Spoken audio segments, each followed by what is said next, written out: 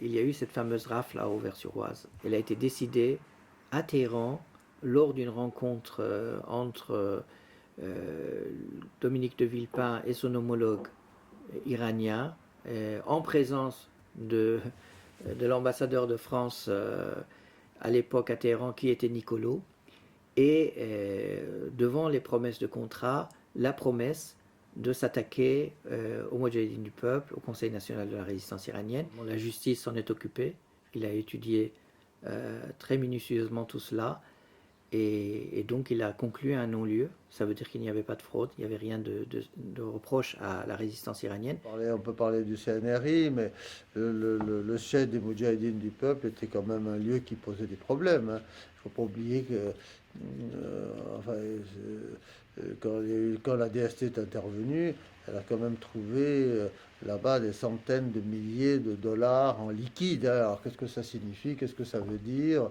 à quoi ça sert, etc. Enfin, des choses, c'est quand même un petit monde très très fermé, très caché. C'est quand même assez normal que la police s'intéresse à ce genre de manœuvres et de, voilà, de comportement. Donc, puis, c'est pas si mal terminé. Il y a eu des interpellations, on a saisi l'argent, on a fait des enquêtes, les gens ont fini par être libérés. Il ne faut pas quand même en faire une montagne, hein. Je crois que M. Nicolo ferait mieux de répondre qu'est-ce qu'il faisait à la table de négociation avec les mollahs en se permettant de négocier l'avenir du peuple iranien pour rien que des échanges commerciaux avec les entreprises françaises.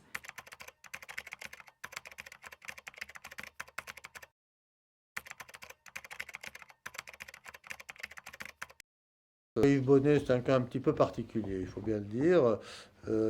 C'est quelqu'un qui est très très proche, pour dire le moins, des Moudjahidines du peuple, qui est un groupe d'opposition autrefois armé, autrefois utilisant des méthodes un peu de type terroriste, hein, à l'égard de l'Iran. Bon, il reste très proche de ce groupe, il est très influencé. Je pense pas que ce soit vraiment un observateur objectif du pays. Le fait que Yves Bonnet soit quelqu'un qui se considère comme un ami de la résistance iranienne est un honneur pour lui, est un honneur pour la résistance iranienne. Ce n'est pas un reproche. Et personne ne peut reprocher à quelqu'un d'avoir été lucide et d'avoir choisi le bon camp. Effectivement, Yves Bonnet, c'est un ami de la résistance iranienne. Mais c'est précisément tout à son honneur.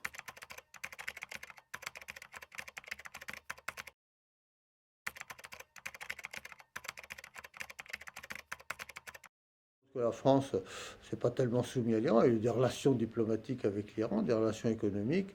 La France a été même à un certain moment dans des positions très dures à l'égard de l'Iran. Par exemple, pendant la guerre Irak-Iran, la France a soutenu Saddam. On ne peut pas dire qu'elle a été soumise à l'Iran, c'est plutôt exactement le contraire.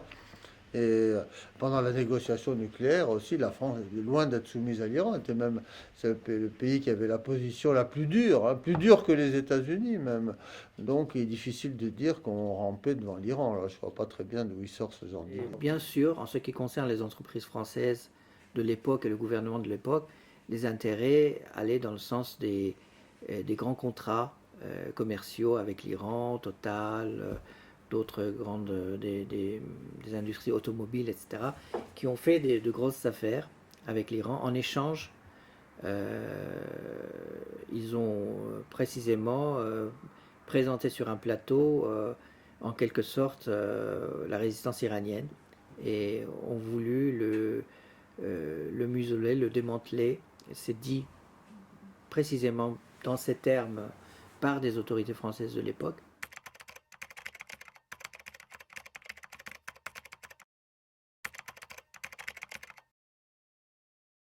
Il s'est toujours opposé aux extrémistes.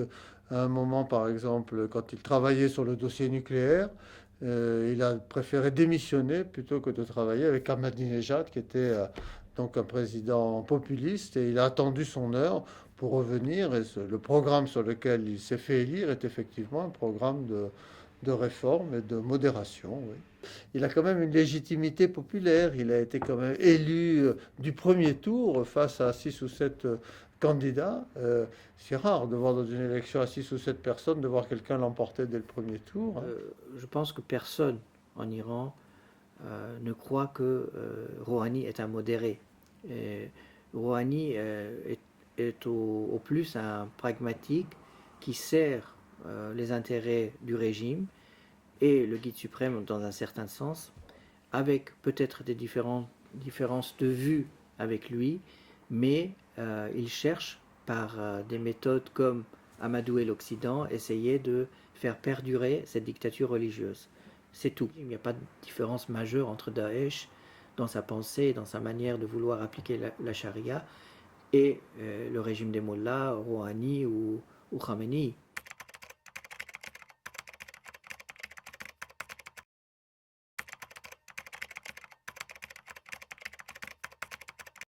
Parce que c'est un système qui est une théocratie religieuse, dans lequel le dernier mot, c'est le guide suprême qui le dit. C'est un pouvoir absolu du guide suprême sur l'ensemble de ce système, de ce régime, qui est renforcé par la constitution de la soi-disant République islamique. La situation n'est pas brillante, hein, sur le plan des droits de l'homme.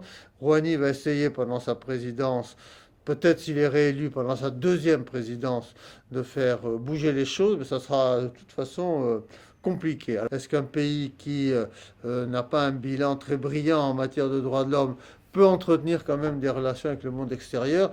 Il y a quand même un certain nombre d'exemples autour de nous qui montrent que c'est quand même possible, hein. Regardez l'Arabie Saoudite, regardez la Chine, hein, c'est pas non plus des exemples particulièrement brillants.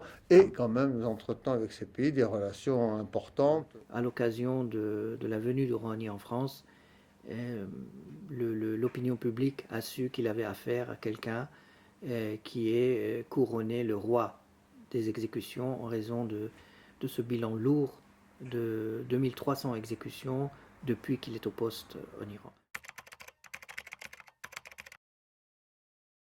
Depuis le début de la Révolution, les gens prédisaient que ce régime allait s'effondrer un jour ou l'autre. Ces prédictions ne se sont pas réalisées, hein.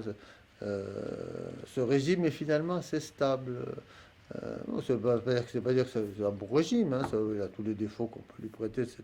Et donc, les gens sont prêts quand même à composer en quelque sorte avec cette République islamique, ne pas obtenir satisfaction sur tout ce qu'ils demandent. Voilà, ils souhaitent des évolutions, c'est très très clair, ils souhaitent des évolutions. Je ne pense pas qu'ils souhaitent une révolution. Je n'ai absolument aucun espoir que le régime des mollahs survit trop longtemps. Et je n'ai aucune attente au sein de ce régime d'une amélioration de la situation, en particulier des droits de l'homme. Par contre, les Iraniens seront de plus en plus déterminés à réclamer leurs droits et à la liberté et à la démocratie, et savent de plus en plus que cela passe par le renversement de ce régime en se débarrassant de cette dictature religieuse.